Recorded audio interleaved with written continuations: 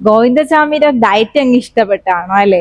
ഒന്നും കഴിക്കണ്ട, വെറുതെ 3 നേരം ചപ്പാത്തി കഴിക്കുമ്പോ വെറുതെ അങ്ങ് ഡയറ്റ് ചെയ്ത് നമ്മുടെ മെലിയും. നമ്മുടെ ആവശ്യമില്ലാത്ത ഈ ഭാഗവും കാലോ എവിടെ വേണമെങ്കിലും കുറയൊന്നും എഴുതിയിട്ട് നിങ്ങൾ ഡയറ്റ് ചെയ്യാൻ തീരുമാനിച്ചിരിക്കുകയാണ്. എന്നാൽ അതിൽ വൺ ടെസ്റ്റ് ഉണ്ട്. നിങ്ങൾ അത് പറഞ്ഞാൽ വിശ്വസിക്കുമെന്നൊന്നും അറിയത്തില്ല, എന്നാലും ഞാൻ എൻ്റെ അറിവിന്റെ പരമാവധി ഉപയോഗിച്ചുകൊണ്ട് ഞാൻ നിങ്ങൾക്ക് പറഞ്ഞു തരികയാണ്. മാക്സിമം ഇത് നിങ്ങൾ ഫോളോ ചെയ്യുക.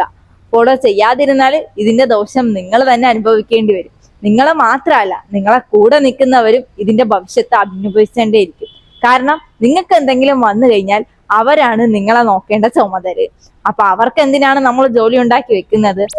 ഞാൻ പറയാൻ പോകുന്നത്, നമ്മൾ ഈ 3 നേരവും ചപ്പാത്തി കഴിക്കുന്നു, എവിടെ നിങ്ങളുടെ പ്രോട്ടീൻ സോഴ്സ്? ഇത് ചപ്പാത്തി കഴിച്ചുകൊണ്ട് നിങ്ങൾക്ക് എന്താണ് ബെനിഫിറ്റ്സ് കിട്ടുന്നത്? ഒരിക്കലും പ്രോട്ടീനോ നാച്ചുറൽ ഫാറ്റ് സോഴ്സോ നിങ്ങളുടെ ബോഡിയിലേക്ക് എത്തുന്നില്ല. അത് നിങ്ങളുടെ ബോഡിക്ക് ഒരുപാട് അപകടകരമായ അസുഖങ്ങൾ ഉണ്ടാക്കും. നിങ്ങൾ ഈ ന്യൂട്രിയൻ വാല്യൂ ഇല്ലാത്ത ഭക്ഷണങ്ങൾ കഴിച്ചാൽ നിങ്ങൾക്ക് എന്തൊക്കെ രോഗങ്ങൾ വരുമെന്ന് അറിയാവോ? നിങ്ങൾ വിശ്വസിക്കുമെന്നൊന്നും എനിക്കറിയത്തില്ല, എന്നാലും ഞാൻ പറയും. അതുപോലെ തന്നെ നിങ്ങൾ കരുതുന്നത് വെയിറ്റ് ലോസും ഫാറ്റ് ലോസും മാത്രം നമുക്ക് മതിയല്ലോ, ഇതൊക്കെ ചെയ്യുന്നുണ്ട് എന്താണ് പ്രശ്നമാണ്? എന്നാൽ ഈ അസുഖങ്ങളെ പേര് കേട്ടിട്ട് നിങ്ങൾ തീരുമാനിക്കേ. മസിൽ ലോസ്, സാർക്കോപീനിയ, ഓർത്തോപൊറോസിസ്, അതുപോലെ എന്തെല്ലാം അസുഖങ്ങൾ. എനിക്കിനി ഈ അസുഖങ്ങളെ പേര് കേട്ടിട്ട് പ്രാന്താകണം. അപ്പൊ നിങ്ങളുടെ അവസ്ഥ എന്തായിരിക്കും? നിങ്ങൾ ഇതൊന്നും വിശ്വസിക്കത്തില്ലായിരിക്കാം. പക്ഷെ നിങ്ങൾ ഓരോരുത്തരുടെ അസുഖങ്ങളെ പറ്റി ഒന്ന് അറിയണമെങ്കിൽ ഹോസ്പിറ്റൽ വരെ പോകണം.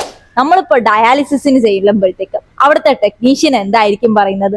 ഉറപ്പായിട്ടും സീറോ കാർബ് ഫുഡ് നിങ്ങൾ എങ്ങനെയെങ്കിലും ട്രൈ ചെയ്യാൻ നോക്കൂ എന്ന് പറയും. എന്നാലും നമ്മൾ പൊതുവെ ഇന്ത്യൻസ് ഈ സീറോ കാർബ് ഫുഡ് തീരെ ഒഴിവാക്കാറില്ല.